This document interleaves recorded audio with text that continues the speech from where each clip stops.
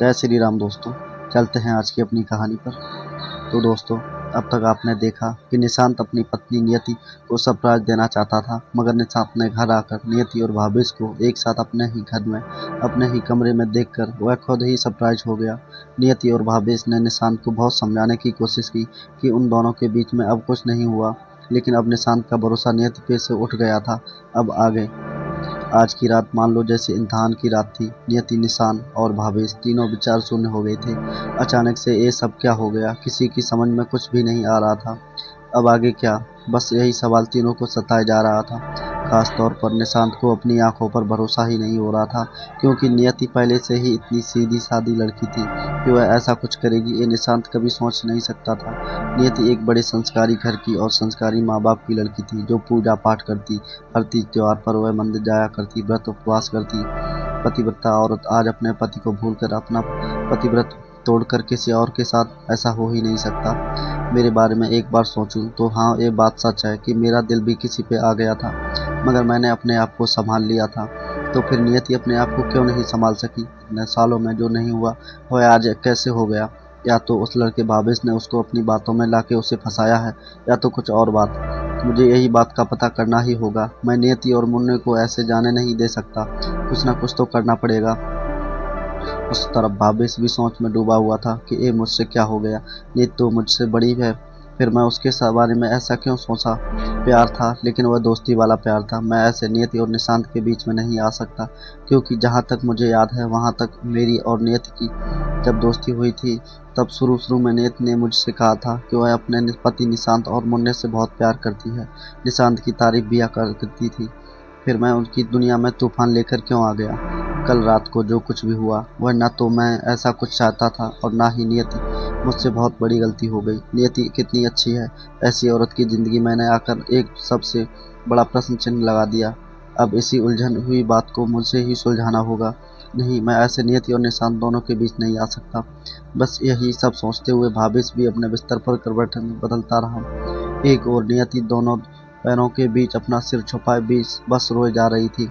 कभी नियति भावेश के बारे में सोचती तो कभी अपने पति निशांत के बारे में। निशांत एकदम से चुपचाप रहने वाला, फोन पे भी सिर्फ कुछ ही काम की बातें करते, किताबें पढ़ने वाला, अपनी ही दुनिया में रहने वाला, सब पे भरोसा करने वाला, नहीं किसी से झगड़ा लड़ना, बस अपनी ही दुनिया में मस्त रहने वाला।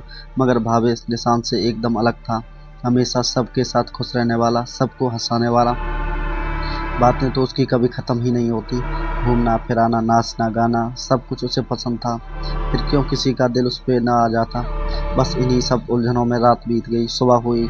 अब तो निशांत और नियति एक दूसरे से नज़र कैसे मिलाएं, यह भी एक प्रश्न हो गया।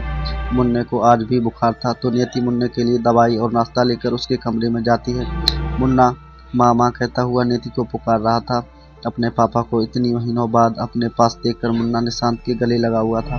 निशांत भी अपने मुन्ने को गले लगाकर उसे प्यार से सहला रहा था। कमरे में नियति को आता देखकर निशांत ने जैसे नजरें चुरा ली। नियति को निशांत की आंखों में बहुत सारे सवाल नजर आए, मगर आज नियति निशांत से नजरें नहीं मिला पा रही थी। इसीलिए नियति ने पहले मुन्ने से बात करना शुरू किया। चलो मुन्ना, आपकी दवाई और नाश्ते का वक्त हो गया। आप पहले उठकर ब्रश कर लो, बाद में दवाई के साथ नाश्ता कर लो। मुन्ने ने कहा, नहीं माँ, आज नहीं, आज कुछ भी नहीं है। ये दवाई बहुत कड़वी है, उस मूछ वाले डॉक्टर अंकल की तरह। नियति ने कहा, ऐसा नहीं कहते। देखो, तुम्हारे लिए आज मैंने तुम्हारे मनपसंद आलू पराठे जो बनाए हैं, वह क्या पापा को दूँ? निशांत ने कहा, वह आलू के पराठे, वह भी तुम्हारी मम्मी के हाथों के, मुझे दे दो, मुझे भी बड़ी भूख लगी है। कल रात को भी कुछ नहीं खाया था। ये सुनकर नियति ने एक नज़र निशांत की ओर देखते हुए सोचा कि अरे, कल रात को उस चक्कर में निशांत ने भी कुछ नहीं खाया। तभी मुन्ना फटाक से उठकर बोला, नहीं, आलू के पराठे तो मैं ही खाऊंगा। मुन्ने की बात सुनकर एक पल के लिए नियति और निशांत दोनों के चेहरे पर हंसी आ गई। मुन्ने ने कहा, मैं अभी ब्रश करके आता हूँ। पापा, आप मेरे पराठों के हाथ भी मत लगाना, मुझे भूख लगी है। कहते हुए मुन्ना वॉशरूम की ओर भागता हुआ चला जाता है। नियति ने मौके का फ़ायदा उठाते हुए निशांत से कहा कि आपने कल रात को भी शायद कुछ नहीं खाया होगा, मैं अभी आपके लिए भी पराठे बना कर लाती हूँ। कहते हुए नियति कमरे से बाहर किचन की ओर जाने लगी। तभी पीछे से निशांत ने सख्ती से कहा कि रुको, मुझे अब तुम्हारे हाथ से कुछ भी नहीं खाना और मुझे भूख भी नहीं लगी। वह तो मैंने मुन्ने को मनाने के लिए कह दिया था। तुम जाओ, मुन्ने को मैं नाश्ता करा दूंगा, तुम जाकर अपने पराठे खाओ। निशांत की बात सुनकर नियति की आंखें भर आईं। तभी मुन्ना पापा पापा कहता हुआ वॉशरूम से बाहर आ जाता है और अपने पापा की गोद में बैठते हुए कहता है कि आप कब आए पापा? आपको पता है मैं आपको कितना याद करता था। फिर भावेश अंकल कल घर आए, हमने साथ में टॉम एंड जेरी वाला कार्टून देखा, बड़ा मज़ा आया था। माँ, भावेश अंकल कहाँ हैं? वह चले गए क्या? कल रात के लिए मुझे उनको थैंक यू कहना था। अगर वह अस्पताल में हमारे साथ नहीं आते तो मैं वह मूंछ वाले डॉक्टर से इंजेक्शन कभी नहीं लगवाता। मुझे उस डॉक्टर को देखकर ही डर लगता है। पापा, आपको पता है वह डॉक्टर के काले घुंघराले बाल, लंबी दाढ़ी और लंबी मूछें थी और बार बार खांसे जा रहे थे। फिर भावेश अंकल ने मुझे कस के गले लगा लिया था और मुझे बातों में लगाए रखा। डॉक्टर अंकल ने कब इंजेक्शन लगा दिया मुझे पता ही नहीं चला। मम्मा ने भी डर के मारे आंखें बंद कर दी थी। 3 दिन से स्कूल भी नहीं गया। अब आज आप आ गए तो देखो मैं अब बिल्कुल ठीक हो गया। ये पापा आ गए, पापा आ गए कहते हुए मुन्ना निशांत के गले लग जाता है। निशांत फिर से नियति की तरफ एक बार और देखता है। नियति ने अपने आप सामने से ही कह दिया कि आप परेशान हो जाएंगे, यही सोचकर मैंने आपको मुन्ने की बीमारी के बारे में नहीं बताया। फिर आंखों से जैसे नियति कह रही हो कि मुन्ने ने जो कहा वह सब सच ही है, जैसे आपके बिना सच में हमारी दुनिया अधूरी थी। निशांत ने मुन्ने को कहा, चलो अब तुम पहले नाश्ता कर लो और साथ में दवाई भी खा लो, हम बाद में बातें करेंगे, मुझे कुछ काम से बाहर भी जाना है। मुन्ना निशांत के फिर से गले लग जाता है और कहता है कि नहीं पापा, अब मैं आपको कहीं नहीं जाने दूंगा, आपके बिना हमें कुछ अच्छा नहीं लगता। वो तो अच्छा है कि भावेश अंकल के साथ कभी कभी हम बाहर चले जाते थे, वरना हमारा क्या होता। मेरे सारे दोस्त अपने मम्मी पापा के साथ बाहर जाते हैं, मगर आप तो यहाँ होते ही नहीं हो। निशांत मुन्ने को समझाते हुए कहता है, अरे मैं कहीं नहीं जा रहा, मैं यहीं हूँ, बस कुछ काम आ गया है, अभी आया। मुन्ने ने कहा, प्रोमिस? निशांत ने कहा, पक्का वाला प्रोमिस। निशांत कहते हुए मुन्ने के कमरे में बाहर चला जाता है। नियति भावेश को जाता हुआ देखती रह जाती है।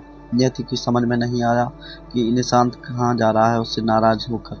निशांत अपने कमरे में फ्रेश होने के लिए जाता है, मगर कमरे में जाते ही उसे कल रात को जो भावेश और नियति को साथ में देखा था वही नजर आने लगा। इसीलिए निशांत अपने कमरे में भी नहीं गया और कार की चाबी लेकर बिना कुछ कहे बाहर चला जाता है।